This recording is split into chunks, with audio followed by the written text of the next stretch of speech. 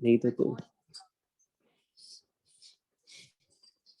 हाँ, module M Kapp, ठीक है, मॉड्यूल एम कैप ये सफिशिएंट है नीट के लिए, ठीक है। मैंने देखा कि बहुत सारे टीचर्स क्या बोलते हैं कि 5 बार ना मॉड्यूल के क्वेश्चंस को सॉल्व कर जाओ, कि इतनी बार सॉल्व करो कि याद हो जाए। तो ठीक है, उससे ज्यादातर क्वेश्चंस तो उतने में से ही आते हैं, मतलब एटलीस्ट टाइप ऑफ क्वेश्चन तो वही है जो मॉड्यूल में दिए हुए एम कैप में आ रहे हैं। और जो टेस्ट में सबसे ज्यादा है, जो टेस्ट में क्वेश्चन पूछे जाते हैं ना, उनको ज्यादा प्रैक्टिस करो सीखने के बाद। वो लास्ट लेवल के क्वेश्चन है जो नीट में आएंगे, कि उनको उनके सारे क्वेश्चन अगर बार बार रिवाइज कर रहे हो ना, तो तुम्हें उन्हीं कंसेप्ट से या तो डायरेक्ट क्वेश्चन ही होंगे, ठीक है, वैल्यू ज्यादा से ज्यादा चेंज की होगी, या फिर उसी टाइप के ही क्वेश्चन डायरेक्टली आएंगे, तो ज्यादा तुम्हें उसमें कोई टेंशन ही नहीं है, ठीक है। मैं एक्सपेक्ट कर रहा हूँ तुम लोग क्लास कर रहे हो और इतनी मेहनत कर रहे हो, तो थोड़ी रैंक एक्सेप्शनल लाओ, ठीक, ऐसी रैंक लाओ जो पहले नहीं आई है वहां से, ठीक, तो फिर कुछ क्रेडिबिलिटी होगी, ठीक है, ज्यादा एफर्ट लगाने की, मेहनत करने की, ठीक है। तो हम मेरा काम है ये पहले स्टेज में तुम्हें क्वालिफाई कराना, अच्छे से हर सब्जेक्ट सीख जाना। उसके बाद बाकी के जो 2 स्टेप्स हैं, कि इससे रिलेटेड सारे क्वेश्चन तुमने सॉल्व कर लिए, मॉड्यूल हो गया, एम कैप हो गए, टेस्ट पेपर के तो क्वेश्चन है ही, और भी अच्छे लेवल के मैं पहले असाइनमेंट्स दिया करता था, तो उस लेवल के क्वेश्चन तुमने खुद से प्रैक्टिस कर ली, और उसके बाद टेस्ट पेपर प्रैक्टिस कर ली। ये 2 स्टेप्स तुम्हें अपने से करना, ठीक है। तो जब एग्जाम नीट की डेट है तुम्हारी, उससे कम से कम तुम्हारे पास 3 महीने का टाइम हो, ठीक है। ऐसे ही तुम रिवीजन करोगे और सिर्फ क्वेश्चन सॉल्व करोगे। क्वेश्चन में ये नहीं कि मॉड्यूल के फिर स्टार्टिंग से शुरू कर दिया एक एक करके क्वेश्चन, नहीं, सिर्फ टेस्ट पेपर्स, या फिर फर्स्ट फर्स्ट अटेम्प्ट में जब मॉड्यूल सॉल्व कर रहे हो, ठीक है, तो जो अच्छे क्वेश्चन है उनको टिक लगा के रख दिया, कि जब बाद में रिवाइज करो सिर्फ वही क्वेश्चन देखा तो सारे क्वेश्चन रिवाइज हो गए, ठीक है। हम आगे चलते हैं, ठीक है, और आगे म्यूचुअल इंडक्टेंस, इंडक्टेंस क्या होता है, म्यूचुअल इंडक्टेंस क्या होता है, ये डिस्कस करते हैं, ठीक है। ऐसे तो हो सकता है तुम लोगों ने क्लास में ये सब सुना होगा, ठीक है, लेकिन अभी जो मैं कह रहा हूँ वो ध्यान से सुनना, ठीक है। इंडक्टेंस का मतलब होता है कि, इंडक्टेंस का क्या मतलब होता है कि हमारे पास, मान लो हमारे पास एक कॉइल है, ठीक है, या इससे पहले मैं एक एग्जांपल लेता हूँ, कि इससे पहले इलेक्ट्रोस्टैटिक्स में मैंने बताया था कि हम किसी भी, ठीक है, कंडक्टर पेयर की कैपेसिटेंस डिफाइन करते हैं कि वो यूनिट वोल्ट के करस्पॉन्डिंग, ठीक है, यूनिट वोल्ट के करस्पॉन्डिंग कितना चार्ज स्टोर करेगा, ठीक है। चार्ज इंपॉर्टेंट क्वांटिटी है, चार्ज की वजह से कंडक्टर पेयर के बीच में कुछ एनर्जी आती है, और चार्ज की वजह से प्लेट के बीच में कुछ पोटेंशियल होता है। तो हम किसी भी कंडक्टर पेयर की कैपेसिटी डिफाइन करते हैं कि वो यूनिट वोल्ट के करस्पॉन्डिंग कितना चार्ज स्टोर कर सकता है, ठीक है। और ये जो कैपेसिटी होती है किसी भी कंडक्टर पेयर की, वो सोली डिपेंडेंट होती है किस पर, सोली डिपेंडेंट होती है कंडक्टर के शेप, साइज, है ना, ओरिएंटेशन, मतलब कंडक्टर्स पर डिपेंड करती है, कंडक्टर किस तरह का है, ठीक, कंडक्टर की जो फिजिकल डायमेंशंस है उस पर कैपेसिटी डिपेंड करती है, ठीक है, ठीक है।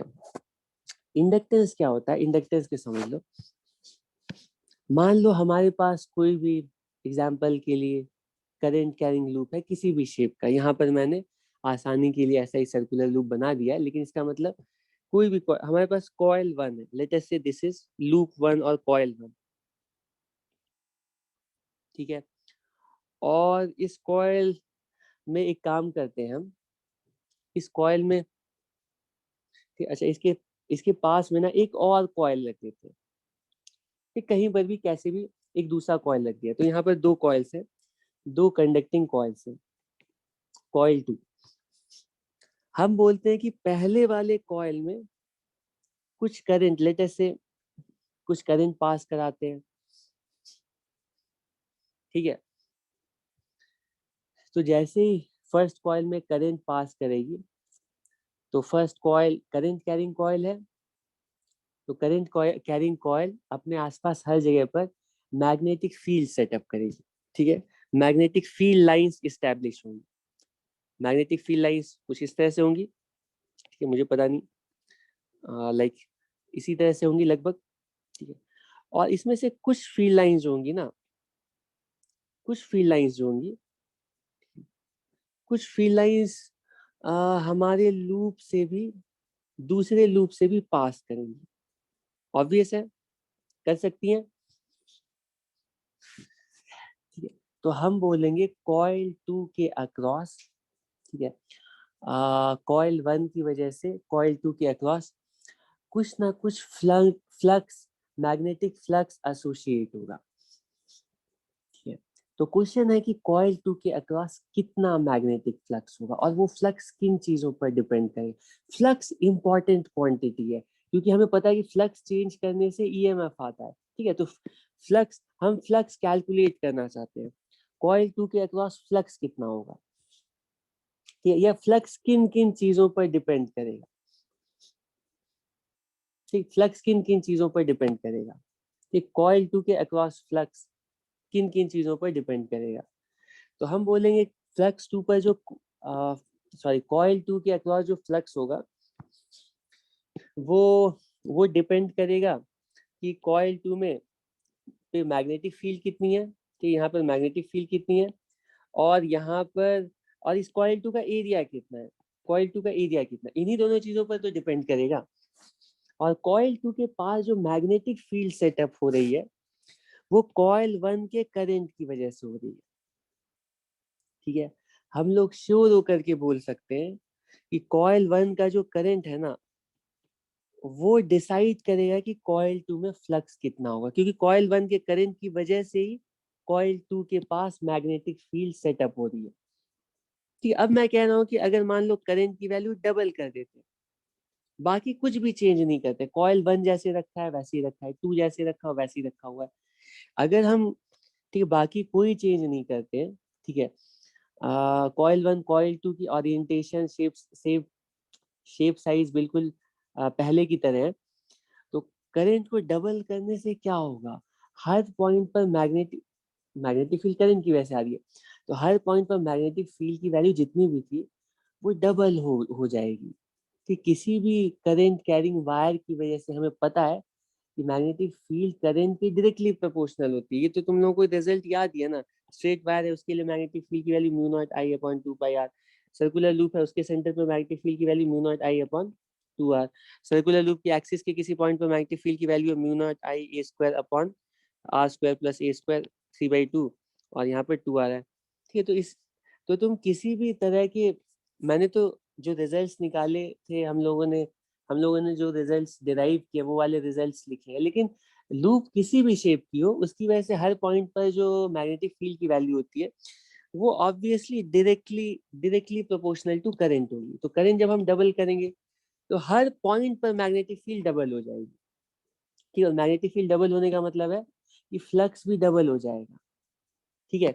तो अब अलग अलग जगह पे मैग्नेटिक फील्ड कितनी है पता नहीं है, लेकिन ये पता है कि मैग्नेटिक फील्ड और मैग्नेटिक फील्ड की वजह से जो फ्लक्स की वैल्यू होगी वो 100% करंट इन फर्स्ट लूप के डायरेक्टली प्रोपोर्शनल होगी। सब अग्री करते हो, ठीक, करंट के प्रोपोर्शनल होगी, क्योंकि करंट डबल करेंगे मैग्नेटिक फील्ड और फ्लक्स डबल होगा। और किन चीजों पर डिपेंड करेगी फ्लक्स की वैल्यू, और इसी चीज पर डिपेंड करेगी कि तुम बोलोगे मैग्नेटिक फील्ड कितना है, एरिया कितना है, लेकिन मैग्नेटिक फील्ड और एरिया किस पर डिपेंड कर रहा है, मैग्नेटिक फील्ड और एरिया डिपेंड कर रहा है कि ये कॉइल 1 के पास कैसे रखा हुआ है ना, और कॉइल 2 का साइज क्या है। तो मैग्नेटिक फील्ड और एरिया का मतलब है कॉइल 1 और कॉइल 2 की जो स्पेशियल रिलेशनशिप है, मतलब स्पेस में कॉइल 1 कॉइल 2 कैसे रखे हुए हैं, इनका आपस में अरेंजमेंट कैसा है, इस पर डिपेंड करेगा कि फ्लक्स की वैल्यू कितनी होगी, ठीक है। तो हम लोग बोलते हैं, सॉरी, टोटल फ्लक्स की वैल्यू, ठीक है, टोटल फ्लक्स की वैल्यू हम बोलते हैं कि अगर हमारे पास a pair of current a pair of conducting loops है। तो सेकेंड लूप के अंदर, ठीक है, सेकेंड लूप के अक्रॉस फ्लक्स की वैल्यू फर्स्ट लूप के करंट के डायरेक्टली प्रोपोर्शनल होगी, ठीक है, डायरेक्टली प्रोपोर्शनल होगी। और टोटल फ्लक्स की वैल्यू हम यहाँ पर बोलते हैं magnetic flux across coil 2 due to coil 1, ये इक्वल होगा, ठीक है, अगर हम कॉइल 1 और कॉइल 2 की ओरिएंटेशन चेंज नहीं कर रहे हैं, ठीक है, शेप साइज चेंज नहीं कर रहे हैं, ठीक है। तो करंट के अलावा जो दूसरे फैक्टर्स हैं डिसाइड करने वाले, वो ऑब्वियसली कॉइल 1 और कॉइल 2 का आपस में कैसा अरेंजमेंट है, ठीक है, ये डिसाइड करेगा कि फ्लक्स की वैल्यू होगी। तो उस आपस के ओरिएंटेशन या अरेंजमेंट को, ठीक है, मतलब उसकी फिजिकल शेप साइज डायमेंशंस क्या है, ठीक है, उसको इंक्लूड करने के लिए हम यहाँ पे प्रोपोर्शनैलिटी कांस्टेंट लगाते हैं M21, और ये कहलाता है mutual inductance of coil 2 with respect to coil 1, ठीक है। फाई 21 का मतलब है magnetic flux across coil 2 due to coil 1, मतलब कॉइल 1 के करंट की वजह से कॉइल 2 में कितना फ्लक्स आएगा, ठीक है, वो इक्वल होगा mutual inductance between the coils multiplied by current in the first coil, ठीक है। बिल्कुल इसी तरह से हम डिफाइन कर सकते हैं, कोई भी मान लो, ये मान लो लूप 1 है और ये लूप 2 है, ठीक है। तो तुम मुझे बताओ कि magnetic flux across loop 1 due to loop 2 ये कितना होगा पता है, ठीक है। 1 में हमें इस बार फ्लक्स देखना है, ठीक है, 1 में हमें फ्लक्स देखना है, तो 1 के अक्रॉस जो फ्लक्स की वैल्यू होगी वो लूप 2 के करंट के प्रोपोर्शनल होगी, ठीक है, multiplied by mutual inductance between loop 1 and 2, तो हम ये लिखेंगे, ठीक। इसको बोलेंगे कि फर्स्ट लूप में मैग्नेटिक फ्लक्स की वैल्यू होगी सेकेंड लूप के करंट के प्रोपोर्शनल और इक्वल होगी mutual inductance between the two coils, या बोलेंगे mutual inductance of loop 1 due to loop 2 multiplied by current in loop 2, ठीक है। तो सबसे पहले टाइप्स के जो क्वेश्चंस होते हैं, तुम्हें पहले थोड़ा म्यूचुअल इंडक्टेंस से और फैमिलियर होने के लिए, ये म्यूचुअल इंडक्टेंस क्या रिप्रेजेंट करता है, म्यूचुअल इंडक्टेंस और कुछ नहीं, कंप्लीटली बताता है mutual inductance of coil 1 with respect to 2 का मतलब है कि कॉइल 1 में कितना फ्लक्स आएगा corresponding to 1 ampere current in loop 2, ठीक है। या mutual inductance of coil 2 with respect to 1 का मतलब है म्यूचुअल इंडक्टेंस डायरेक्टली रिप्रेजेंट करती है फ्लक्स को 1 एम्पेयर के लिए, ठीक है, क्योंकि करंट जितना ज्यादा होगा फ्लक्स उतना ज्यादा होगा, तो 1 एम्पेयर की वजह से जितना फ्लक्स आ रहा है ना, उसी को हम लोग म्यूचुअल इंडक्टेंस बोलते हैं। तो कॉइल 1 में हमने 1 एम्पेयर करंट डाला और कॉइल 2 में देखा कितना फ्लक्स आ रहा है, तो ये mutual inductance of coil 2 with respect to coil 1 कहलाएगा। कॉइल 2 में हमने 1 एम्पेयर करंट डाला और कॉइल 1 में देखा कितना फ्लक्स आ रहा है, तो ये mutual inductance of coil 1 with respect to 2 कहलाएगा। इसमें कोई प्रॉब्लम नहीं है। करंट ऑफ कॉइल,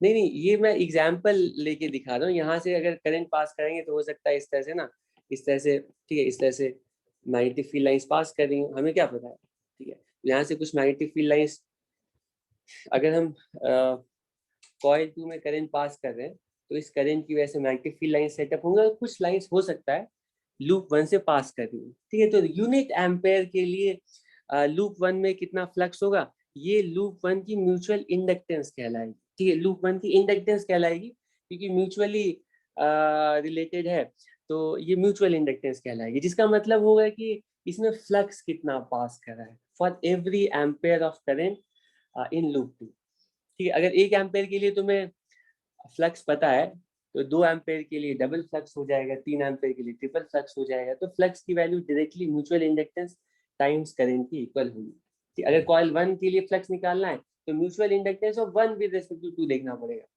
ठीक है। और अगर एक मिनट आशिक, तुम क्या कह रहे हो? अगर कॉइल 2 में करंट आई होगा तो क्या कैंसिल आउट होगा फ्लक्स टू 1? कॉइल 2 में नहीं, तुम ये कहना चाह रहे हो कि अगर इसमें भी करंट डालेंगे तो क्या होगा? कि मैं उसकी बात नहीं कर रहा हूँ। म्यूचुअल इंडक्टेंस हम डिफाइन कर रहे हैं कि किसी दूसरे लूप के करंट की वजह से हमारे लूप में कितना फ्लक्स आ रहा है, ठीक है। अपने लूप में करंट पास कर रहा है, उसकी वजह से फ्लक्स होगा नहीं होगा, कितना होगा, उसकी बात नहीं कर रहे, ठीक है। हम किसी दूसरे लूप में फ्लक्स दूसरे लूप में करंट पास करा रहे, ठीक है। उसकी वजह से हमारे लूप से कितना फ्लक्स पास कर रहा है, ये म्यूचुअल इंडक्टेंस कहलाता है। अब ऑब्वियस है, मैं तुम्हें एग्जांपल देता हूँ। मान लो हमारे पास ये एक लूप है, 2 लूप है, 3 लूप है, और ऑब्वियसली म्यूचुअल इंडक्टेंस की वैल्यू किस पर डिपेंड करेगी? वो इन दोनों लूप्स के म्यूचुअल, ठीक है, पोजीशनिंग पर डिपेंड करेगी, ठीक है। इनके फिजिकल डायमेंशंस पर डिपेंड करेगी, ठीक है। अगर हम लूप 1 और लूप 2 को की पोजीशन, शेप, साइज चेंज नहीं कर रहे हैं, लूप 1 लूप 2 वैसे ही है जैसा कि बहुत सारे केसेस में होता है। इसीलिए म्यूचुअल इंडक्टेंस इतना सिग्निफिकेंट है, क्योंकि तुम सोचोगे फ्लक्स कैलकुलेट करना है तो ये क्या म्यूचुअल इंडक्टेंस की नई थ्योरी हम लोग ला रहे हैं, अलग से हम लोग म्यूचुअल इंडक्टेंस कैलकुलेट करें, इतना क्यों करें जब हमें फ्लक्स डायरेक्टली कैलकुलेट करने आता है। जब भी हमें ऐसा लूप दिया जाएगा तो वहां पे एक्चुअली मैग्नेटिक फील्ड कैलकुलेट करेंगे, और मैग्नेटिक फील्ड की वजह से हम लोग हर पॉइंट पर बी डॉट डी इस तरह से फ्लक्स निकाल ही सकते हैं। तो फ्लक्स निकालने के लिए म्यूचुअल इंडक्टेंस क्यों? उसका रीजन ये है कि बहुत सारे ऐसे केसेस होते हैं जिसमें जो जो करंट कैरिंग लूप्स है ना, उनकी ओरिएंटेशन चेंज नहीं होती है थ्रू आउट द एक्सपेरिमेंट, ठीक है। करंट कैरिंग लूप्स हमेशा वैसे ही रखे रहते हैं। तो उसके लिए एक बार बस म्यूचुअल इंडक्टेंस कैलकुलेट करो और फ्लक्स की value directly mutual inductance times current की इक्वल हो जाएगी। ये तुम्हें बार बार मैग्नेटिक फील्ड देख करके, एरिया देख करके फ्लक्स नहीं निकालना है, ठीक है। एक बार तुम उस पेयर के लिए म्यूचुअल इंडक्टेंस निकाल लो, और फिर म्यूचुअल इंडक्टेंस के अकॉर्डिंग तुम इमीडिएटली कॉइल्स के क्रॉस फ्लक्स की वैल्यू कैलकुलेट कर सकते हो, ठीक है। M distance between loops, obviously वही तो मैं कह रहा हूँ कि ये जो म्यूचुअल इंडक्टेंस की वैल्यू होगी वो सारी चीजों पर डिपेंड करेगा एक्सेप्ट करंट। सारी चीजों का मतलब है कि इन ये कॉइल्स की शेप कैसी है, साइज कैसी है, वो कहाँ पर रखी हुई, कितने दूर रखे हुए है ना, किस ओरिएंटेशन में रखे हुए, ठीक है। लेकिन इनका ओरिएंटेशन, शेप, साइज अगर हम नहीं चेंज करें, मतलब ये दोनों कॉइल्स बिल्कुल पहले की तरह रखे हुए, ठीक है। तो हम लोग फ्लक्स की वैल्यू डायरेक्टली, ठीक है, म्यूचुअल इंडक्टेंस पता है तो फ्लक्स फ्लक्स की वैल्यू डायरेक्टली इन दोनों के म्यूचुअल इंडक्टेंस टाइम्स करंट से निकाल सकते हैं, ठीक है। ये काम पहले भी कर रहा था, तुम लोगों को बताया था कि ये 2 कंडक्टर ले लिया है और इस पे जो हम चार्जेस को रख रहे हैं, तो जितना ज्यादा चार्ज होगा तो इनके बीच में पोटेंशियल डिफरेंस उतना ज्यादा होगा, ठीक। ये नहीं बताया था क्या पहले? और बोला था पोटेंशियल डिफरेंस किन किन चीजों पर डिपेंड करे, चार्ज जितना ज्यादा हो उतना तो ज्यादा होगा ही पोटेंशियल डिफरेंस, चार्ज बढ़ाते हैं। और किस पर डिपेंड, और इनकी शेप, साइज, डायमेंशंस पर डिपेंड करेगा, ठीक। फिजिकली ये चार्जेस कैसे रखे गए, ठीक है। तुम्हें तो पता है 2 चार्जेस के बीच की जो पोटेंशियल एनर्जी होती है Q1 Q2 upon R, 3 charge रखते हैं। तो जहां जहां पर चार्जेस रखे गए हैं, चार्जेस कैसे रखे गए यही तो डिसाइड करता है ना कि पोटेंशियल कितना होगा और कॉन्सिक्वेंटली पोटेंशियल डिफरेंस कितना होगा। तो पोटेंशियल डिफरेंस की वैल्यू चार्ज पर और कंडक्टर्स पर, इसको सीधा बोल देते हैं कंडक्टर्स, कंडक्टर्स पर डिपेंड करेगी, ठीक है। तो क्योंकि पोटेंशियल चार्ज की डायरेक्टली प्रोपोर्शनल होगा, ठीक। और यहाँ पे तुम ना पोटेंशियल के लिए भी वही आर्ग्यूमेंट यूज कर सकते हो जो मैंने मैग्नेटिक फील्ड के लिए किया, कि पोटेंशियल की वैल्यू चार्ज की डायरेक्टली प्रोपोर्शनल आएगी किसी भी केस में, कंडक्टर के पोटेंशियल की वैल्यू। तो हम बोलते थे वोल्टेज जो है चार्ज की प्रोपोर्शनल होगा, सॉरी चार्ज जो, या इसको ऐसा लिख सकते हैं, चार्ज जो होगा वो वोल्टेज के प्रोपोर्शनल, जितना ज्यादा चार्ज उतना ज्यादा वोल्टेज, या ऐसा बोले जितना ज्यादा वोल्टेज उतना ज्यादा चार्ज। तो इसको हम इक्वालिटी के लिए लिखते थे, ये सी वी के इक्वल होगा, ठीक है। जहां पर सी रिप्रेजेंट कर रहा है, सी रिप्रेजेंट कर रहा है कि 1 वोल्ट के लिए कितना चार्ज आएगा, तो वी वोल्ट के लिए इस पे कितना चार्ज आएगा लिखते थे। वैसे ही मैं म्यूचुअल इंडक्टेंस के लिए बता रहा हूँ कि म्यूचुअल इंडक्टेंस जो होता है ना, वो 1 एम्पेयर का फ्लक्स रिप्रेजेंट करता है। तो टोटल फ्लक्स कितना होगा, वो म्यूचुअल इंडक्टेंस टाइम्स करंट। अगर कॉइल 2 का फ्लक्स देख रहे हैं तो कॉइल 2 की mutual inductance with respect to 1 लिखेंगे, ठीक है, multiplied by current in the first loop. अगर मान लो फर्स्ट कॉइल के अक्रॉस फ्लक्स देख रहे हैं सेकेंड कॉइल के अक्रॉस, ठीक है, सेकेंड कॉइल के अक्रॉस सॉरी सेकेंड कॉइल में करंट की वजह से फर्स्ट कॉइल में फ्लक्स देख रहे हैं, तो वो इक्वल होगा फर्स्ट कॉइल की mutual inductance with respect to second multiply by current in second. कोई प्रॉब्लम नहीं है, ठीक है। तो अब मैं थोड़ा सा टेस्ट कर लेता हूँ। मान लो हमारे पास बहुत सारे लूप्स हैं, ठीक है, 2 से ज्यादा लूप हैं। ये मान लो हमारे पास ये 3 लूप्स हैं, ठीक है, इसका नाम लग देते हैं लूप 1, लूप 2, लूप 3। और क्वेश्चन में बोला गया कि लूप 1 में ना हम करंट I1 फ्लो करा रहे हैं, लूप 2 में I3 करंट फ्लो करा रहे हैं। पूछा गया है कि ये बताओ लूप 2 में टोटल फ्लक्स कितना होगा, टोटल मैग्नेटिक फ्लक्स कितना होगा, कैसे लिखोगे, कैसे भी रखे गए, लेकिन हमें इन सब की ना म्यूचुअल इंडक्टेंस पता है।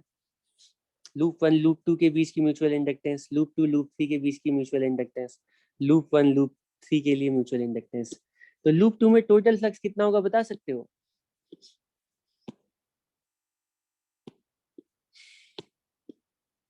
बताओ। अरे लूप 2 में टोटल फ्लक्स होगा, हाँ very good very good. Loop 2 में टोटल फ्लक्स होगा, लूप 2 में flux due to 1 plus loop 2 में फ्लक्स ड्यू टू 3, और लूप 2 में फ्लक्स ड्यू टू 1 लिखेंगे M21 I1, ठीक है, प्लस M23 I3। ठीक, यहाँ पे प्लस होना चाहिए, ठीक है, जनरली होना चाहिए, लेकिन इसको मैं थोड़ा प्लस माइनस, अब इसमें तुम लोग आर्ग्यू करोगे कि ये क्या कर दिया।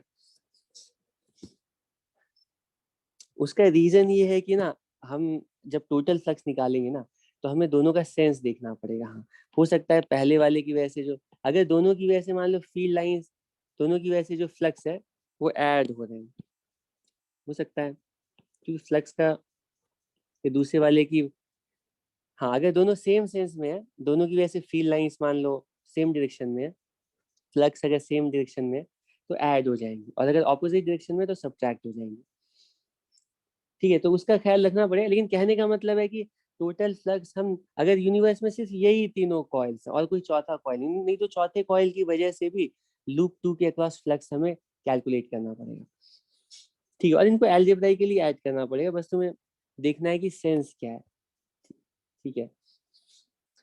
ओके ओके ओके, हाँ, तो सबसे पहले म्यूचुअल इंडक्टेंस बहुत सिंपल है, समझ गए। अच्छा हाँ, इसमें एक बहुत इंपॉर्टेंट पॉइंट, और ये तुम्हारा असाइनमेंट है, मैं देखना चाहता हूँ कि तुम लोग कैसे जस्टिफाई करते हो और कैसे तुम लोगों की जो थिंकिंग प्रोसेस है वो कितनी इतने टाइम में इम्प्रूव हुई है। आ, तो आ, हम लोग बोलते हैं कि लूप 2 में लूप 1 की वजह से फ्लक्स की वैल्यू होगी, या mutual inductance of loop 2 with respect to loop 1 का मतलब होता है कि लूप 2 में कितना फ्लक्स होगा for 1 ampere current in loop 1। Mutual inductance of loop 1 with respect to 2 का मतलब होता है कि लूप 1 में कितना फ्लक्स होगा for 1 ampere current in loop 2, ठीक है। तो मैं क्लेम कर रहा हूँ कि हमेशा चाहे लूप्स कैसे भी हो, अगर मान लो दोनों लूप सिमेट्रिकल है तब तो तुम सिमेट्री से बोल लोगे कि 2 की वजह से 1 में जितना म्यूचुअल इंडक्टेंस होगा उतना ही, म्यूचुअल इंडक्टेंस का मतलब फ्लक्स 1 एम्पेयर के लिए 2 की वजह से जितना 1 में होगा उतना 1 की वजह से 2 में होगा। लेकिन मैं कह रहा हूँ कि लूप 1 की शेप कैसी भी है, लूप 2 की शेप कैसी भी है, इन दोनों में जो म्यूचुअल इंडक्टेंस होगा 1 की वजह से 2 के ऊपर और 2 की वजह से 1 के ऊपर, ये हमेशा इक्वल होंगी, ठीक। इसको कभी कभी हम लोग एम भी लिख लेते हैं। तो इसका फायदा ये है कि हम ना किसी एक कॉइल की वजह से दूसरे कॉइल में म्यूचुअल इंडक्टेंस निकाल लेते हैं, और हमें दूसरे की वजह से पहले के ऊपर पहले के लिए म्यूचुअल इंडक्टेंस कितनी आएगी वो भी डायरेक्टली पता चल जाती है। ठीक है, उसका अभी रियल लाइव डेमोन्स्ट्रेशन अभी थोड़ी देर में मैं करने जा रहा हूँ एक प्रॉब्लम लेकर के। तो तुम लोग थोड़ा ये थोड़ा थर्ड लॉ टाइप का ही है, इसको मुझे एक्सप्लेन करना नेक्स्ट टाइम में।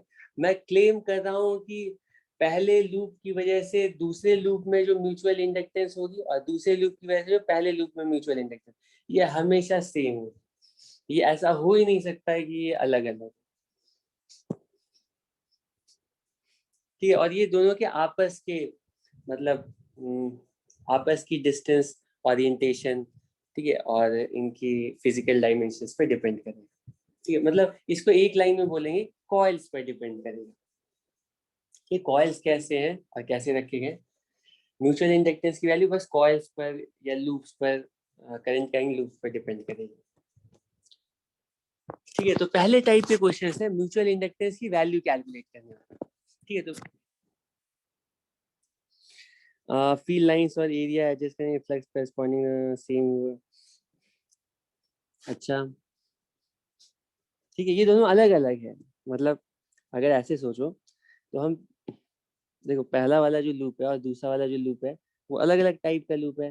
तो पहले वाले में जो करंट सेटअप करेंगे तो इसकी वजह से फील्ड लाइन वैसी थोड़ी आएंगी जैसी दूसरी की वजह से आ रही है। ठीक है, कुछ अलग आएंगी। और दूसरे वाले में जब करंट सेटअप करेंगे तो इसमें कुछ और अलग टाइप की फील्ड लाइन्स हो सकती हैं। ठीक है, लेकिन मेरा क्लेम है कि पहले की वजह से दूसरे में जितनी लाइन जाएंगी उतनी दूसरी की वजह से पहले में जाएंगी 100%।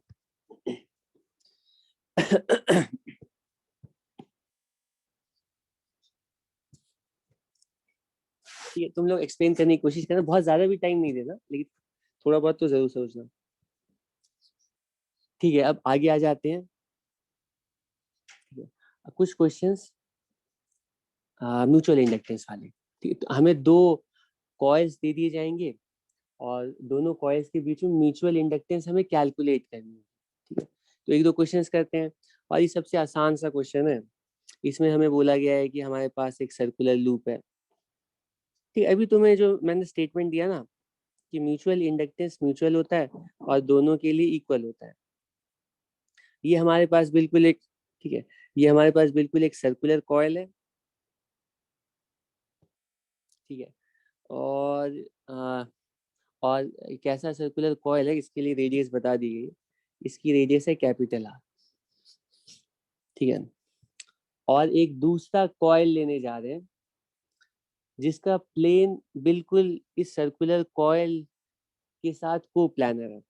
तो दूसरा कॉइल कुछ इस टाइप का है।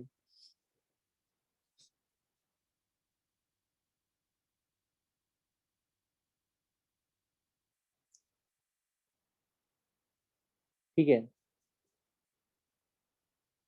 हाँ, तो और ये भी बता दिया गया है कि ये जो कॉइल टू है, मतलब ये जो स्क्वायर लूप है ना, ये बहुत छोटा सा लूप है, इसका साइज नेग्लिजिबल है। ठीक है, इसके इसकी साइड लेंथ बता दी गई ए। क्वेश्चन में पूछा गया है कि इन दोनों के लिए म्यूचुअल इंडक्टेंस कैलकुलेट करो। ठीक है, मान लो तुम्हें बोला ये कॉइल 1 है, कॉइल 2 है, इन दोनों के लिए म्यूचुअल इंडक्टेंस कैलकुलेट करो। सॉल्व करो, आंसर बताओ। दोनों को प्लानर है बिल्कुल।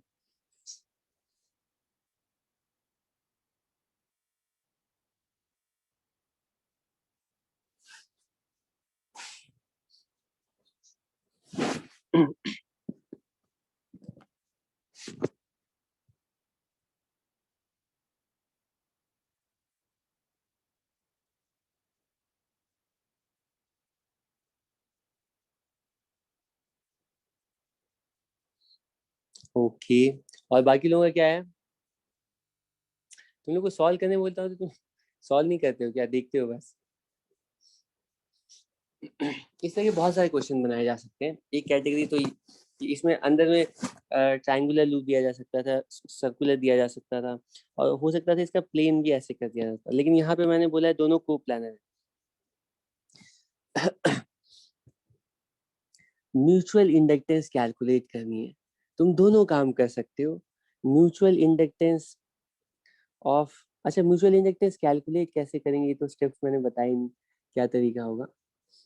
डेफिनेशन यूज करके कैलकुलेट करेंगे वैसे तो, हमें पता है कि, ठीक है, चलो चेक करते हैं। तो flux of flux across two due to one, ये इसकी वैल्यू होगी flux across magnetic flux across coil two, मतलब कॉइल टू के अक्रॉस मैग्नेटिक फ्लक्स देख रहे हैं और कॉइल वन में करंट पास करा रहे हैं, दोनों काम कर सकते हैं हम। ठीक है, म्यूचुअल इंडक्टेंस तो दोनों के लिए सेम ही आएगी, या तो हम कॉइल वन में करंट पास करा करके कॉइल टू के अक्रॉस फ्लक्स देखें, या तो कॉइल टू में करंट पास करा करके कॉइल वन में वन के अक्रॉस फ्लक्स देखें। ठीक है, ठीक है। लेकिन तुम यहाँ पर अप्रिशिएट करोगे कि अगर हम कॉइल टू में करंट पास कराते हैं ना, कॉइल टू में अगर करंट पास कराते हैं तो ऐसे करंट कैरिंग लूप की वजह से हर जगह मैग्नेटिक फील्ड कितनी होगी, किस डायरेक्शन में होगी, वो हमें पता ही नहीं है। वो हम कैलकुलेट कर सकते हैं लेकिन बहुत कॉम्प्लिकेटेड होगा।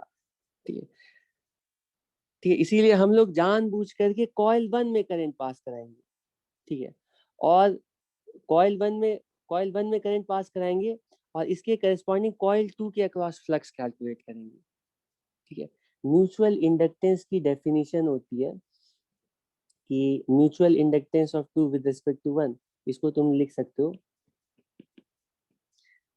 Mutual inductance of coil two with respect to one का मतलब है कि कॉइल वन में तुम 1 एम्पेयर करंट पास कराओ और देखो कि कॉइल टू में कितना फ्लक्स पास किया।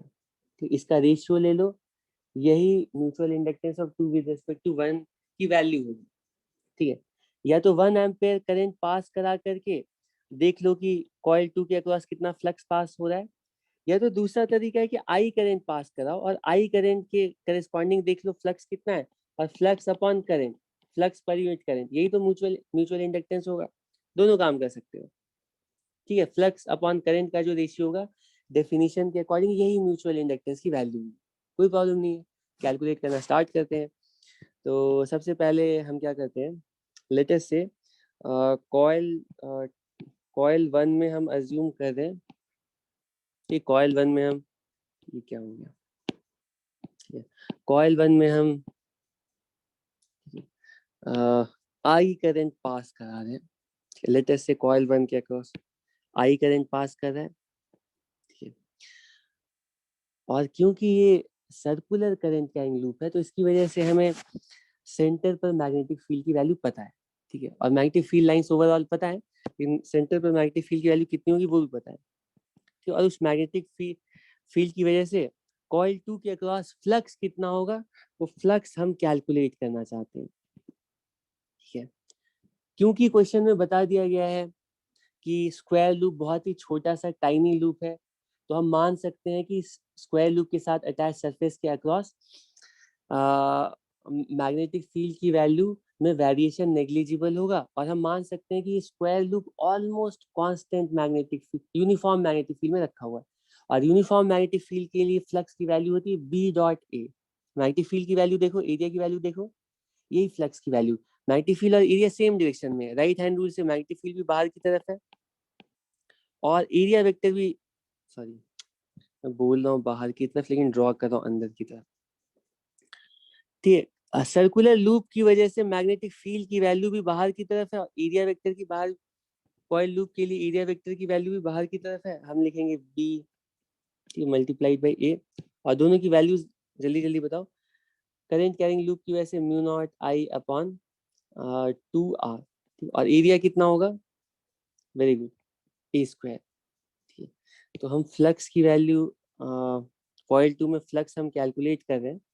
ठीक है, अपॉन करंट, करंट को इस साइड ले आते हैं तो बाकी जो भी एक्सप्रेशन बचा ना, mu not a square upon 2r, ये हमारा, ये हमारे लिए म्यूचुअल इंडक्टेंस है।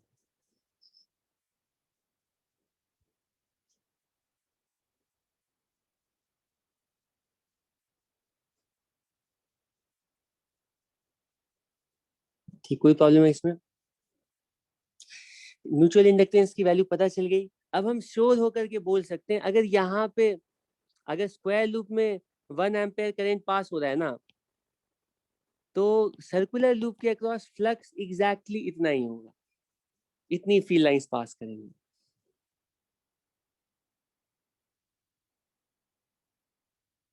ठीक है, ओके,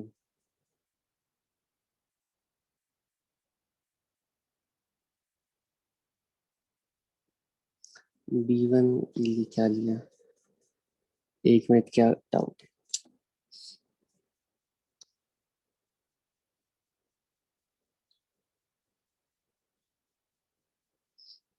नहीं, ये वन की कॉइल वन की वजह से ना सेंटर पर ये, क्योंकि कॉइल वन सर्कुलर लूप है।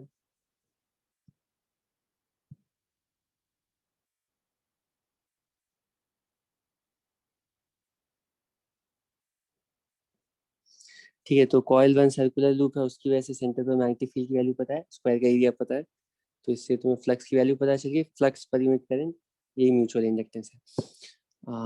ठीक है, इस तरह के बहुत सारे सिंपल सिंपल क्वेश्चन हो सकते हैं। एक और बहुत पॉपुलर क्वेश्चन है, और वो है, इसके लिए भी जल्दी से कैलकुलेट करके बताओ कि हमारे पास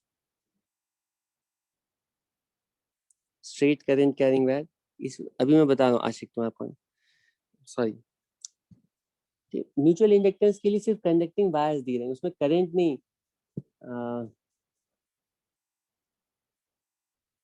करंट नहीं दिया जाएगा। ठीक है, तो हमारे पास इस बार भी दो करंट कैरिंग लूप है, और इस बार जो दो करंट कैरिंग लूप्स हैं वो कुछ इस टाइप के हैं। ठीक, फिर से ये क्वेश्चन आ गया। ठीक, मैंने तुमसे बोला था कि क्वेश्चन बार बार आएगा। एक स्ट्रेट स्ट्रेट इनफाइनाइट लेंथ का करंट कैरिंग वायर है, और एक्चुअली जो स्ट्रेट वायर है ना, ये इसका मतलब है ये ऐसा सर्कुलर वायर है कि करंट तो हमेशा लूप में एग्जिस्ट करता है, जिसकी रेडियस इन्फिनिटी होगी, मतलब बहुत लार्ज वायर। ठीक, इस तरह से बहुत लार्ज वायर है, और यहाँ पे ऐसे करके छोटा सा ऐसे रेक्टेंगुलर लूप है। हम बस इतने से पार्ट को देख रहे हैं, तो क्योंकि वो बहुत बड़ा है ना, तो इसकी वजह से जो मैग्नेटिक फील्ड यहाँ पर आएगी ना, वो वैसी आएगी जैसे स्ट्रेट वायर की तरह। ठीक है, तो अल्टीमेटली दोनों लूप्स ही होंगे। हमें इन दोनों लूप्स के लिए म्यूचुअल इंडक्टेंस कैलकुलेट करनी है। ठीक है, डायमेंशंस बता दिए गए हैं, डायमेंशंस बता दिए गए हैं, इसमें ए बी और एल। ये वाली लेंथ ए है, ये वाली लेंथ बी है, और ये वाली लेंथ एल है। इसकी वैल्यू जरा जल्दी से कैलकुलेट करके बताओ।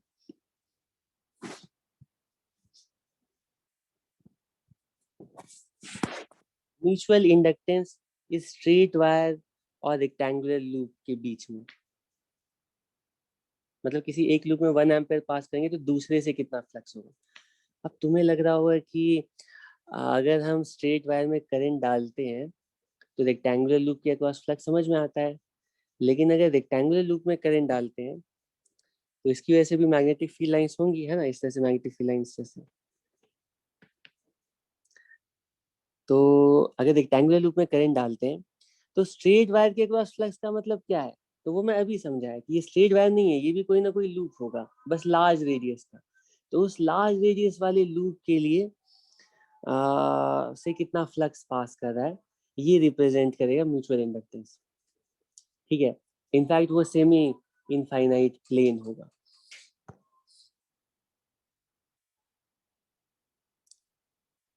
म्यूचुअल इंडक्टेंस की वैल्यू, अच्छा, म्यूचुअल 2 पाई आर, और उसके आगे क्या आया है, म्यूचुअल आई अपॉन 2 पाई, और कहाँ है, L into B minus A, not L into two B minus A. ठीक है, वो L into B minus A, आपने B1 के फ्लक्स इक्वल्स B21,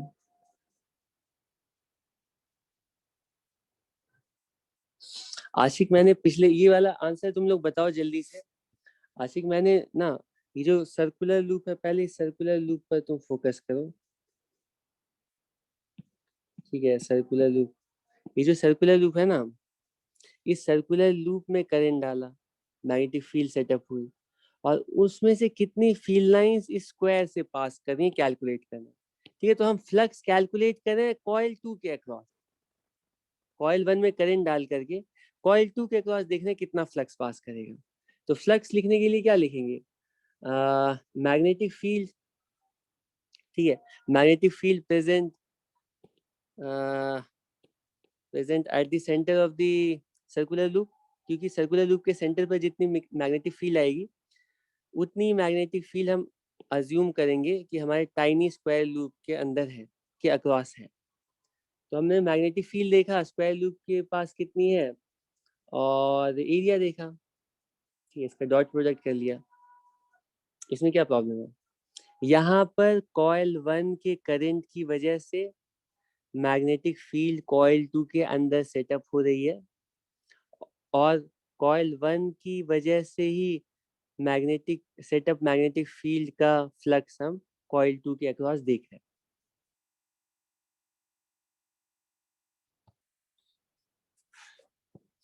ठीक है, तो एक तरीका है, ओके ओके ओके, ठीक है, तुम लोगों का ऑलमोस्ट मुझे लगा सही आंसर ही होगा। एक तरीका है कि हम इसमें 1 एम्पेयर करंट या आई करंट पास कराएं और लार्जर लूप के अक्रॉस फ्लक्स देखें। वो तो डिफिकल्ट है, क्योंकि जैसे ही तुम रेक्टेंगुलर लूप में करंट पास कराओगे ना, तो तुम मैग्नेटिक फील्ड ही नहीं बता सकते, फ्लक्स क्या बताओगे, और मैग्नेटिक फील्ड कैलकुलेशन भी बहुत कॉम्प्लिकेटेड। लेकिन आसानी के लिए हम ऐसा तो जरूर कर सकते हैं कि स्ट्रेट वायर में आई करंट डालते हैं, स्ट्रेट वायर में आई करंट डालते हैं, और देखते हैं इस आई करंट की वजह से रेक्टेंगुलर लूप के अक्रॉस कितना फ्लक्स आएगा। ठीक है, तो हम इसका नाम भी रख देते हैं ताकि कंफ्यूजन है। ये लूप 1 है, लूप 2 है, और हम कैलकुलेट करने जा रहे हैं flux across loop 2 due to 1। ठीक है, ये फ्लक्स की वैल्यू कैलकुलेट करें डेफिनेशन यूज करके। तो क्या करना पड़ेगा, ये काम पहले भी कर चुके हैं तो ज्यादा डिटेल में बताने की जरूरत नहीं है। हम किसी जनरल आर डिस्टेंस पर एक पैरेलल रेक्टेंगुलर स्ट्रिप इमेजिन करेंगे। ठीक है, लेट अस से ये एक्स डिस्टेंस ले लो या आर डिस्टेंस, एक्स डिस्टेंस पर dx वेट का एलिमेंट के अक्रॉस फ्लक्स कितना होगा हमें पता है। ये जो मैग्नेटिक फील्ड लाइन से कुछ ऐसे सेटअप हो रही है, इस एलिमेंट के अक्रॉस फ्लक्स कितना होगा, क्योंकि यहाँ पे इसके हर पॉइंट पर मैग्नेटिक फील्ड सेम है। ओवरऑल तो मैग्नेटिक फील्ड नॉन यूनिफॉर्म है, लेकिन अगर हम सिर्फ इस रेक्टेंगुलर लूप को, ठीक है, नोटिस करें, तो इस रेक्टेंगुलर लूप के अक्रॉस हर पॉइंट पर मैग्नेटिक फील्ड सेम है। ठीक, इस रेक्टेंगुलर लूप के अंदर हर पॉइंट पे मैग्नेटिक फील्ड की वैल्यू बिल्कुल सेम है। तो ये रेक्टेंगुलर लूप ऐसा बिहेव कर रहा है जैसा कि यूनिफॉर्म मैग्नेटिक फील्ड में। तो बी डॉट ए से लिखेंगे मैग्नेटिक फील्ड की वैल्यू होगी mu naught I upon 2 pi x, और एरिया की वैल्यू होगी एल डी एक्स। ये इस एलिमेंट के अक्रॉस फ्लक्स हुआ, और टोटल फ्लक्स की वैल्यू क्या होगी, इंटीग्रल और एक्स के लिमिट्स ए से बी तक। ठीक है, तो फ्लक्स की वैल्यू हम लिखेंगे फाई टू 1 की वैल्यू आ रही है म्यू नॉट आई एल बाहर 2 पाई और डी एक्स अपॉन एक्स ये अंदर। ठीक है, ए से बी इंटीग्रेट करेंगे। ठीक है ठीक है ठीक है, तुम लोग अपने अपने तरह से आंसर निकाल लो। मैंने ए बी एल दिया है, बस इसी के टर्म्स में आंसर निकालना है तुम्हें। तो लॉग एक्स होगा इंटीग्रेशन, और लिमिट्स पुट करेंगे लॉग बी माइनस लॉग ए, तो ये लॉग बी अपॉन ए होगा। तो फ्लक्स की वैल्यू, और करंट को दूसरी साइड ले जाते हैं अपॉन करंट, ये वैल्यू आ रही है म्यू नॉट आई, आई क्यों रखेंगे, आई पर थोड़ी म्यूचुअल इंडक्टेंस, ये म्यू नॉट एल अपॉन 2 पाई और लॉग, ठीक है, लॉग बी अपॉन ए, बस।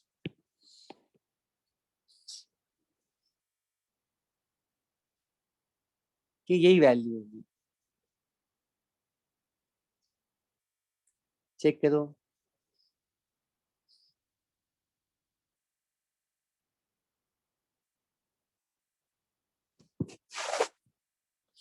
ठीक है, ये म्यूचुअल इंडक्टेंस की वैल्यू होगी। और भी क्वेश्चंस हम ले सकते हैं। चलो एक और टाइप का क्वेश्चन ले लेता हूँ, ये बहुत ज्यादा क्वेश्चन करने की जरूरत नहीं है, लेकिन एक और क्वेश्चन मैं ले लेता हूँ, देख इससे भी पता चलेगा कि थोड़ा सा तुम लोगों की अंडरस्टैंडिंग कितनी अच्छी है। तो हमारे पास एक लॉन्ग सॉलिनॉइड है, ठीक है, लॉन्ग सॉलिनॉइड है, इसके लिए हमें सारी चीजें बता दी गई हैं। ठीक है, लॉन्ग सॉलिनॉइड के लिए बता दिया गया है। ठीक है, लॉन्ग सॉलिनॉइड के लिए total number of turns n1 है।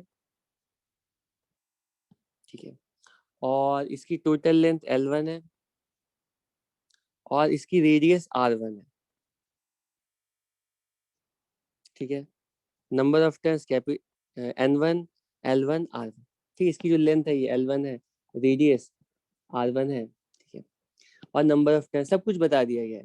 ठीक है, तो एक कॉइल ये है, और दूसरा कॉइल है, इसमें एक टर्न नहीं है, बहुत सारे टर्न्स है, N1 टर्न्स है। ठीक है, N1 की वैल्यू ज्यादा है, और एक दूसरा लार्ज रेडियस का ऐसा कॉइल है। ठीक है, लार्ज रेडियस का कॉइल है इस तरह का, ठीक है, जो कि इसके बिल्कुल बीच वाले रीजन में है, मतलब एंड से बहुत दूर है। ठीक, इस तरह का कोई कॉइल है। और इसके लिए भी बताया गया है कि ये जो कॉइल है ना, इसके लिए नंबर ऑफ टर्न्स N2 है और L2 है और R2 है। ठीक, इसकी भी लेंथ है कुछ ना कुछ, ऐसे तो ये वायर जैसा मैंने बना दिया है, लेकिन इसको भी तुम सोलेनॉइड जैसा ही इमेजिन करो। तो ये भी सोलेनॉइड है, लेकिन इतना बड़ा सोलेनॉइड नहीं है जितना कि नीचे वाला सोलेनॉइड है। ये फाइनाइट लेंथ का सोलेनॉइड है, एक बहुत लॉन्ग सोलेनॉइड, दूसरा फाइनाइट लेंथ का सोलेनॉइड। ये दोनों को एक्सियल हैं। ठीक है, हमें कॉइल्स के बारे में सारी चीजें बतानी पड़ेगी अच्छे से, कि कॉइल्स के बारे में हमें सारी चीजें बतानी पड़ेंगी।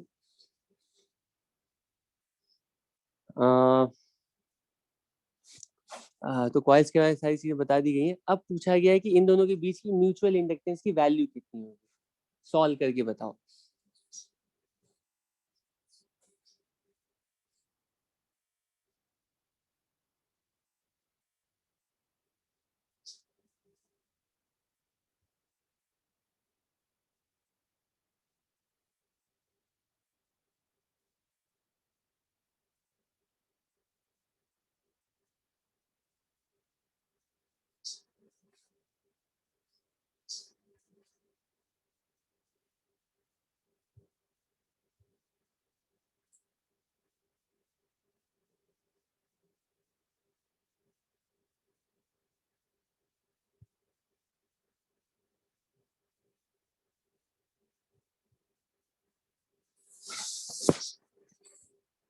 सॉल्व कर लिया। दोनों तरीके, एक तरीका है कि let us call this loop one, let us call this loop two. Loop loop one में करंट पास कराएं, लूप टू के अक्रॉस फ्लक्स कैलकुलेट करें। और या तो लूप टू में करंट पास कराएं, लूप वन के अक्रॉस फ्लक्स, किस में ज्यादा अच्छा होगा, तुम्हें क्या लगता है? किस में करंट पास कराना चाहिए? किसी में भी करवा सकते हैं, लेकिन आसानी किस में होगी? लूप टू में या लूप वन में, क्या लगता है तुम्हें? ठीक है, अगर तुम, चलो ऐसा भी अगर मैं बता देता लूप टू लॉन्ग है, तो लूप टू में अगर हम करंट पास कराते हैं, ठीक है, तो इसके अंदर मान लो तुम थोड़ा यूनिफॉर्म भी मान लेते हो, लेकिन ये सारी फील्ड लाइंस हम नहीं बोल पाएंगे। ठीक है, जो, ठीक है, लूप टू से पास हो रही है वो सारी फील्ड लाइंस हम नहीं बोल पाएंगे कि लूप वन से भी पास होंगी, क्योंकि बहुत सारी फील्ड लाइंस ना ऐसे यहाँ से एंटर फिर ऐसे एग्जिट करेगी।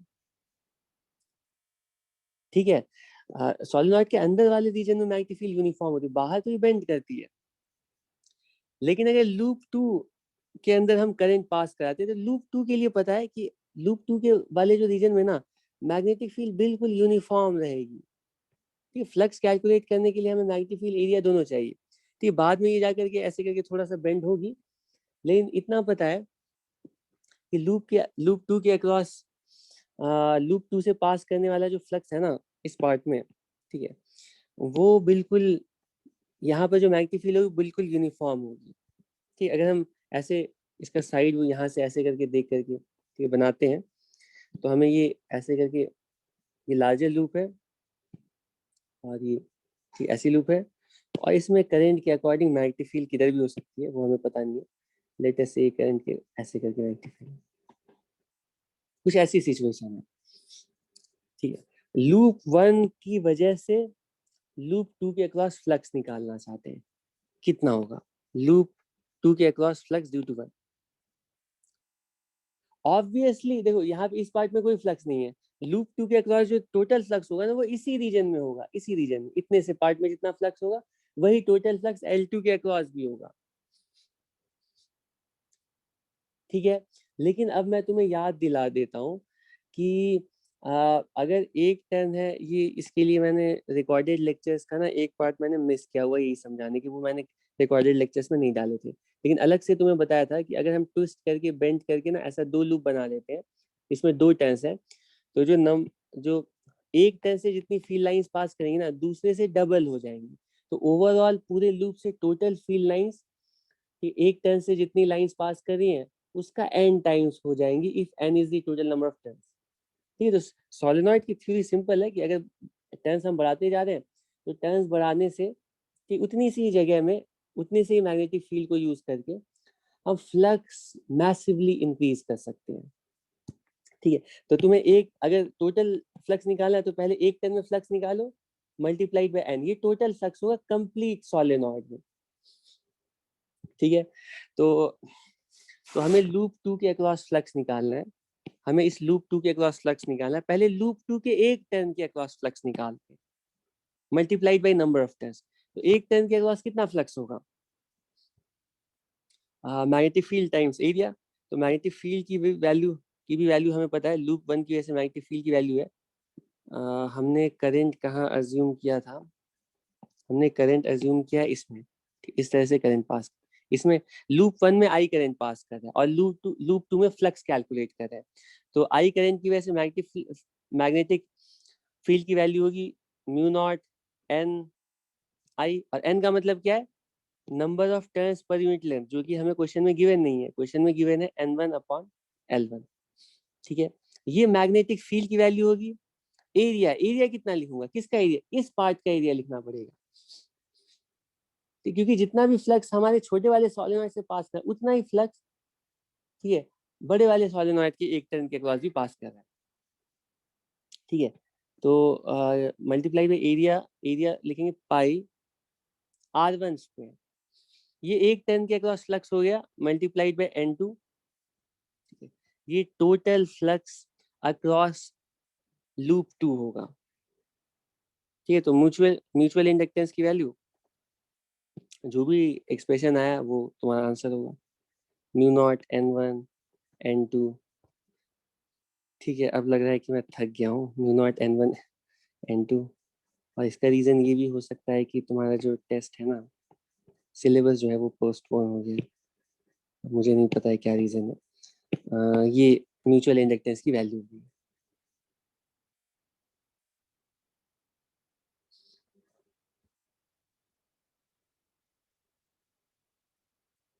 ठीक है, तो अब ऐसा ही काम ना तुम्हें हो सकता है किया जाता है कि ये जो L2 है ना, इसकी रेडियस L1 से छोटी कर दी जाती है, इसको बीच में रख दिया जाता है कि अलग अलग पॉसिबिलिटीज के लिए तुम्हें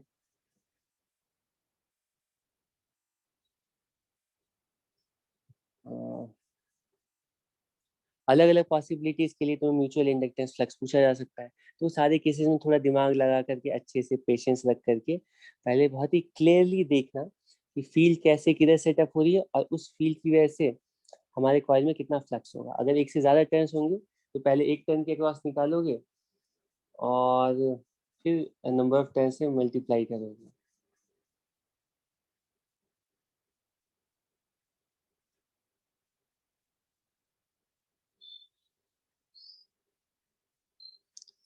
ठीक है, तो अब इसके बाद जो मुझे बताना है वो है म्यूचुअल इंडक्टेंस, और म्यूचुअल इंडक्टेंस एक्सप्लेन करके सर्किटरी में उसका रोल क्या होगा ये बताना है। तो क्या किया जाए, म्यूचुअल इंडक्टेंस ले लिया जाए या फिर, अच्छा इसका थोड़ा एनर्जी डिस्कशन कर लेते हैं। मान लो ये लूप है, इसमें हमने बैटरी लगा दी है, यहाँ आसपास कोई दूसरा लूप नहीं है, तो बैटरी जितनी एनर्जी सप्लाई कर रही है, ठीक है, बैटरी जितनी एनर्जी सप्लाई कर रही है वो सारी एनर्जी लूप 1 में करंट के फॉर्म में दिख रही है। ठीक है, मान लो यहाँ पे रियोस्टैट भी है, ठीक है, और हम रियोस्टैट को वैरी कर सकते हैं। ठीक है, तो हम करंट को वैरी कर सकते हैं, यहाँ पे आसपास कोई लूप नहीं है तो कोई प्रॉब्लम नहीं है। ठीक है, लेकिन मान लो इसके आसपास एक और लूप रख देते हैं। ठीक है, इस लूप में, इस दूसरी लूप में ना कोई बैटरी भी नहीं है। ठीक है, अब पहले लूप में हम अगर रेजिस्टेंस को वैरी करते हैं, करंट को वैरी करते हैं, ठीक है, तो दूसरे लूप में करंट आता है, क्योंकि दूसरे लूप में जो, ये अगर लूप 1 है, लूप 2 है, तो लूप 2 के अक्रॉस जो फ्लक्स होगा वो mutual inductance of 2 with respect to 1 I1 के इक्वल होगा। इसमें I1 करंट है, तो अगर I1 को वैरी कराते हैं तो फाई फाई वैरी होगा, मैग्नेटिक फ्लक्स दूसरे लूप के अक्रॉस वैरी करेगा, तो दूसरे लूप में करंट आएगा। ठीक है, तो क्वेश्चन है कि करंट आने का मतलब इसमें एनर्जी आ रही है, एनर्जी कहाँ से आ रही है, एक्सप्लेन करो। कौन है? आसपास तो कुछ दिख नहीं रहा है, ये एनर्जी कहाँ से आ रही है? केमिकल एनर्जी तो ठीक है, किसकी केमिकल एनर्जी? यहाँ पे एक ही एनर्जी का सोर्स है ना, बैटरी। तो बैटरी जो है ना, मतलब ऐसे सर्किट जो है ना, हम डायरेक्टली इतनी आसानी से सॉल्व नहीं कर सकते हैं। इसके लिए प्रॉपरली हमें सॉल्व करना पड़ेगा। अच्छा अच्छा, तुमने रिपेस्ट लिखा है, मुझे लग रहा है कि तुमने रिपीट लिखा है, मुझे लग रहा है रेस्ट लिखा है। ठीक है, मैं ये कह रहा हूँ कि कि हमारे पास ये एक पहला लूप है, ठीक है, और एक दूसरा लूप है। पहले लूप में अगर हम करंट को वैरी करा, मान लो पहले लूप में आई करंट जा रहा है, ठीक है, तो दूसरे लूप के साथ फ्लक्स लिंक होगा। दूसरे लूप में फ्लक्स कितना आएगा? वो इन दोनों की कुछ म्यूचुअल इंडक्टेंस होगी, ठीक है, जो कि कॉइल्स पे डिपेंड करेगी। कॉइल्स कैसी है और कैसे रखी है, मल्टीप्लाइड बाई आई की इक्वल होगा, ठीक है। अगर ये डीसी सर्किट है, ठीक है, और इसमें करंट, ऑब्वियसली डीसी सर्किट में भी करंट एक बार में नहीं आता है, करंट को तो स्विच ऑन स्विच ऑफ करके लाते हैं। और कैपेसिटर है तो उसमें तो करंट ग्रो करता है या करंट डिके करता है। एनीवे, उसमें एक्चुअली डिके ही करता है कैपेसिटर वाली ब्रांच में। इसको इतना लिटरली मत, मतलब मेरे सेंटेंस को इतना लिटरली मत ले लेना कि तुम समझो कि सच में कैपेसिटर में ग्रो भी करेगा। लेकिन वो डिपेंड करता है, वो अलग अलग सिचुएशन में हम लोग ठीक है करंट को अलग अलग तरीके से वैरी करा सकते हैं। एनीवे, यहाँ पे मैं कह रहा था कि दूसरे वाले लूप के अक्रॉस फ्लक्स की वैल्यू कुछ ऐसी होगी, M21 mutual inductance times coil 1 का करंट। ठीक, यहाँ तक तो ऐसी कोई नई चीज नहीं कह रहा हूँ। अब मैं कह रहा हूँ अगर हम किसी तरह से लूप 1 के करंट को वैरी कराते हैं तो लूप 2 का फ्लक्स वैरी करेगा। फैराडेज लॉ कहता है कि अगर फ्लक्स वैरी करेगा तो यहाँ पे इंड्यूस ईएमएफ आएगा और इंड्यूस ईएमएफ की वजह से इसमें करंट पास करेगा, ठीक है, आई डैश। तो ये जो आई डैश आई है, यहाँ पे तो कोई बैटरी नहीं लगी है, यहाँ पे तो कोई ईएमएफ का सोर्स, मतलब यहाँ पे तो कोई हम एनर्जी सोर्स यहाँ पर नहीं सप्लाई कर रहे हैं, यहाँ पर कोई एनर्जी सोर्स एग्जिस्ट नहीं कर रहा है। तो ये आई डैश जो एक्स्ट्रा एनर्जी लूप 2 में आई वो कहाँ से आ रही है, ये क्वेश्चन है। किसी ने आंसर किया है अभी तक?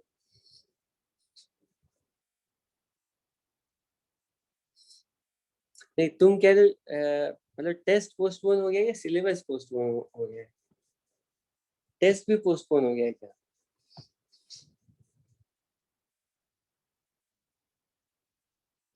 अच्छा अच्छा, ठीक है।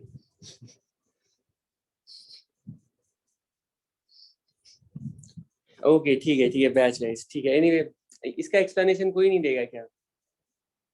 ये ऑब्वियस है कि ये जो पहला वाला जो लूप है उसकी जो बैटरी है वही एक इकलौती सोर्स यहाँ पर दिख रही है, और कोई सोर्स तो है नहीं। यूनिवर्स में हम अज्यूम करें बस यही दोनों लूप है, और एक में हमने बैटरी लगा दी और बैटरी से करंट को वैरी करा दी। ये वो रियोस्टैट लगा के कर रहे होंगे, किसी भी तरह से करंट वैरी कर रहे हैं। तो करंट वैरी करने की वजह से दूसरे लूप में करंट आता है, तो इसका मतलब है कि ये जो बैटरी है ना, ये जो एनर्जी डिसिपेट कर रही है वही एनर्जी इसमें भी आ रही है, ठीक है। ये बहुत ही स्ट्रेंज है, ठीक है। तो ये इस तरह के जो सर्किट्स होते हैं ना, वो हम बोलते हैं कपल्ड सर्किट्स है। इनको हम डायरेक्टली, तुम जैसे सिर्फ यहाँ पे तुम डायरेक्टली V/R लिखोगे, करंट की वैल्यू होगी, ऐसा नहीं लिख सकते, ठीक। इसका हमें प्रॉपर सर्किट ड्रॉ करना पड़ेगा, ठीक है, मैग्नेटिकली कपल्ड सर्किट साथ में ड्रॉ करना पड़ेगा। और फिर ऐसे सर्किट को कैसे सॉल्व करते हैं थोड़ा सा मैं हिंट दे दूंगा और बहुत क्लियर हो जाएगा। लेकिन यहाँ पे तुम्हें समझना पड़ेगा कि ये जो बैटरी जो, ठीक है, वर्क कर रहा है, वो वर्क सिर्फ लूप 1 में एनर्जी नहीं सप्लाई कर रहा है, लूप 2 में भी उसकी वजह से करंट सेटअप हो रहा है, ठीक है। और इसके बाद नेक्स्ट टॉपिक है म्यूचुअल इंडक्टेंस।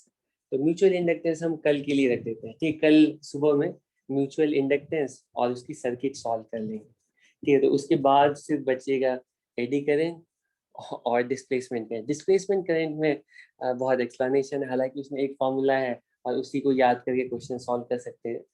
लेकिन मैं अभी तो यही बता रहा था कि फॉर्मूला याद रखवाने वाला काम तो करना ही नहीं। तो हम लोग शाम में फिर वो डिस्प्लेसमेंट करंट डिस्कस कर लेंगे। ठीक है भाई, 7 बजे टाइम रखते हैं, तो उस टाइम में थोड़ा ज़्यादा टाइम मिल जाता है। देखो EMI के क्वेश्चंस ना ऑलमोस्ट सारे तुम कर सकते हो। सर्किट वाले क्वेश्चंस कल सुबह मैं बताऊंगा, वो चुटकियों में सॉल्व कर लोगे। ठीक, अभी अभी बता दूं क्या, या फिर कल करते हैं?